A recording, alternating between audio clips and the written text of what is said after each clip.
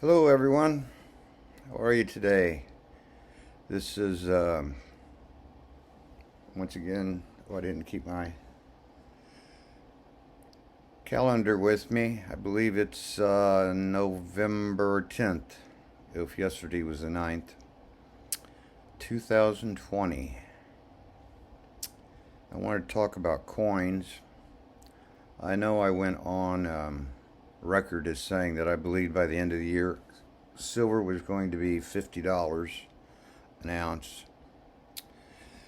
And if you look at ETFs, which is a paper derivative fund, where people just turn paper dollars into paper precious metals, because of Pfizer on Monday saying they have a vaccine cure for COVID, gold dropped $100 an ounce yesterday, and silver fell also. But I know that when you go to a dealer, you can't hardly buy pure 999 silver ounce for less than $50. I even seen on the government site for buying MS-70 uncirculated Silver Eagles 2020 in one of these packs, although this is a $50. They're wanting $169 for an uncirculated MS-70 Eagle silver. And if it's not one of the latest editions, first minting, you go to the site, they're wanting $69 an ounce. So this $25 an ounce is simply paper value, which means if you go to a coin dealer or a pawn shop, they'll probably give you $25. If you try to buy one from them, I'm sure they'll say, well, the spot price is pretty high and we don't pay spot from individuals, but if you're buying from us, you'll have to pay the spot. And normal spot is $5, so they buy it for $25, they sell it for $30, they make $5. It doesn't sound like much when they have to pay $1,000 a month for rent, but you can understand. So having said that, I thought I'd go through some of my coins that I've collected over the years. Because not only do I collect antique vintage jewelry, but I have a love for silversmithing in the Southwest and Native Americans. And in the old days, you couldn't say this, but my mom was Native American. Let's talk about this. This is the Americana series.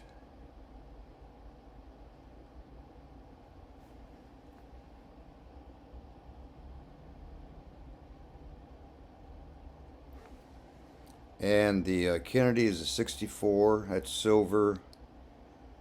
The quarter is a Washington quarter, it's a 64. And the Roosevelt dime is a 64. The penny is pure copper. And the nickel is pure nickel. This is an expensive way to get into coin collecting, but I bought some of these as a teaching tool. The 64 Kennedy usually sells for about $15. The quarter, if you can get one in this quality for $10, that's good. And if you can get that Roosevelt dime for $3, that's good. Now this is an not perfect condition. I'd probably call these MS65, not MS70s. But this is a great way to get the kids interested in coin collecting. And as I've mentioned before, there is a law they passed on the books, the Coinage Act, where they're going to start removing all coins out of circulation. And at CVS, which I go to quite often because it's just across the street, because I'm retired, and I thought I'd just move close to where if I had to, I could walk for groceries and medicine. They've installed new machines within the last 2 months, and they're not using cash registers, and their checkout will accept paper. It works best if they're new bills, and it does accept change. But I believe, and this is nothing against the millennials, because they're digital, they scan everything on their iPhones or whatever device they have. And so we've already really gone to a digital dollar because everybody uses credit cards or PayPal, and hardly anyone ever carries cash anymore. So in 5 years, I believe, no one will remember what coins were or how to use them, which makes coin collecting even more important for young people, but mainly only us older folks who remember back our grandparents talking about when you couldn't own more than a couple ounces of gold in 1933, and they bought it all up for 25, and as soon as they had it all, they raised the price up to, I think it was something over $30, and then you couldn't own it at all. And so in 1970, when I was graduating, I got a small gold class ring. And sometime in, I think I was already out of college, the price of gold, you could own it again, the price of gold went up to like, I don't know, $800. And of course, you never buy at the top, and you never get to buy at the bottom. You only get to buy somewhere in between when it's going up or going down. But I sewed that ring in some other junk gold I had, and at the time, we were kind of hungry. I was out of college, paying back a few bills, staying at home, trying to decide whether I wanted to go in the corporate world or be self-employed. My dad at the time thought I was very foolish for selling that ring until I handed him the cash and showed him what I got for it, which was more than what they had paid for it, but they had scraped for it. Now this is not political, but this is another training tool. Froze up on that.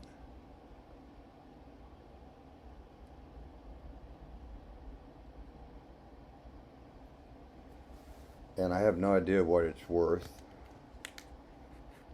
Backside, certificate of authority. Got somebody's signature. Frank Gasparo. Inauguration Day, 1989. I'm already 9 minutes into this video. I better hurry, because it takes forever to process. Now this is $18.99. Actually comes with a stamp. Historic 5-cent stamp marking the 50th anniversary of Chinese resistance to Japanese aggression. Was issued July 7th, 1942. The coin is $18.99, and the relationship is the U.S. declares the open door policy with China. Once again, Probably one of my best investments, but it is a good teaching tool.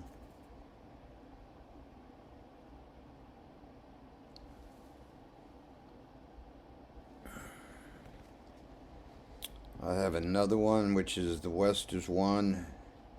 It's a 3-cent stamp, issued in 57.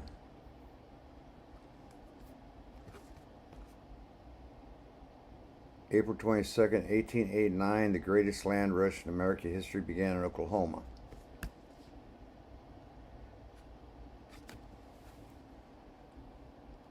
Great educational cards.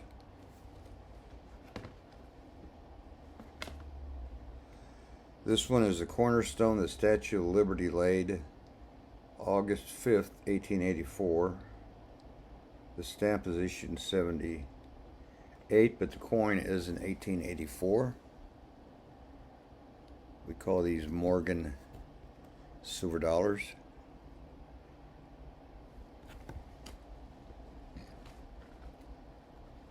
Edison demonstrates the electric lamp, December 31st, 1979.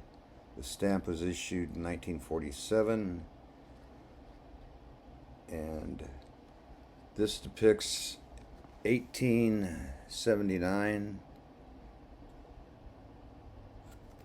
More history. Great way to teach young people about history. And these last two, territory of Hawaii established April 30th, 1900. And this is a very nice 1900 Morgan. And then this last one, U.S. recognizes Korea May 22nd, 1882. The stamp was issued November 2nd, 1944. And this Morgan has a little wear on it. Great educational cards.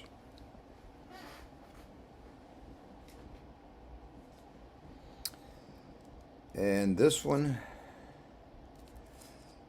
it was just a good price and I had to get it. And we have a history with the Philippines. Anybody that remembers World War II.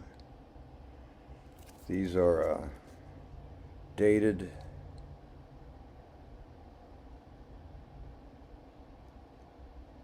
And I'll have to look this up. It looks like the Republic of the Philippines and their centennial.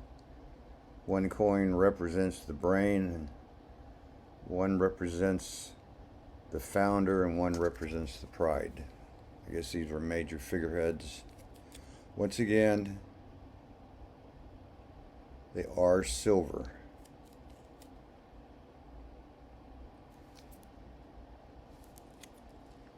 Right.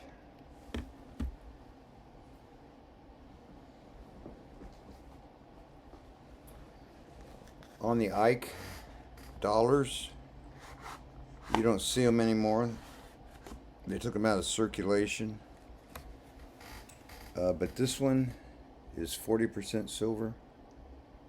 I think after 73, they're just clads. Does show the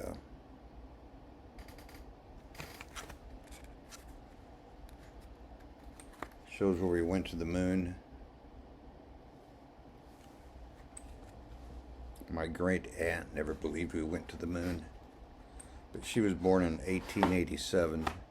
She was a great reader, and she read all that science fiction from Jules Verne's and stuff. One little more thing. We got 14 minutes. I'm going to go 2 more minutes. I'm going to cut this off. This is British Columbia, and I have not taken it. It's in a capsule. Uncirculated. I haven't even tried to take it out.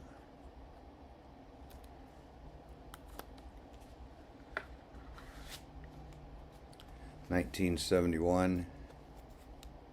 Canada. Had this quite a while. This is a MS-63. To me, it looks almost perfect. That's a Walker $50.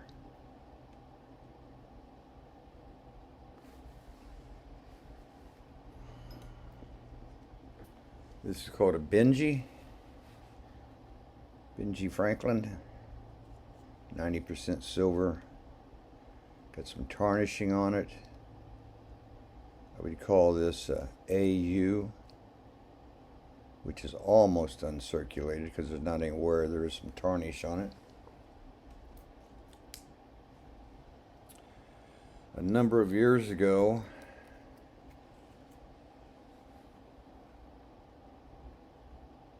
this was $38. You'd be lucky to buy this one today for $50.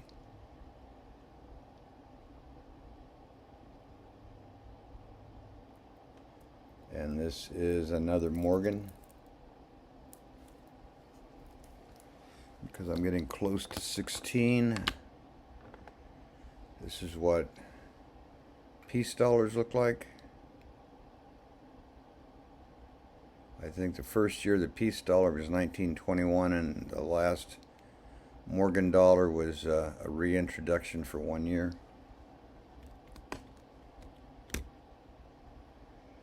A 1924 San Francisco Mercury. You always want to look, see how the banding is on the peace hammer.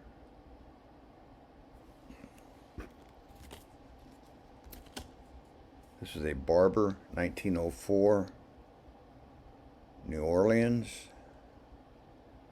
This was graded as good condition, and it's really, I saw one last night at the auction. Looked pretty good for $80. It's kind of hard to believe, but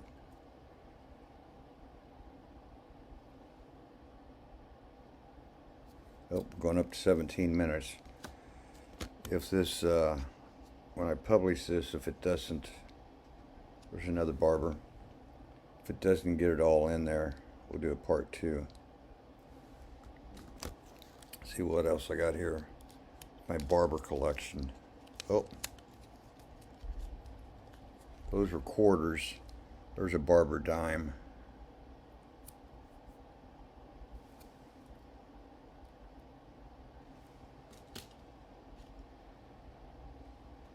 $1901 quarter.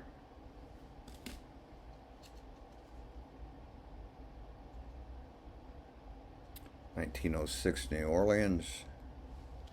New Orleans are worth the most, unless you can get a Carson City, and who can afford those?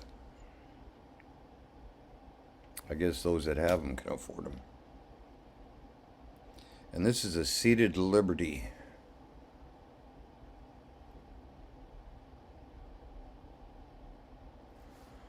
That was quite a score. That's 1856.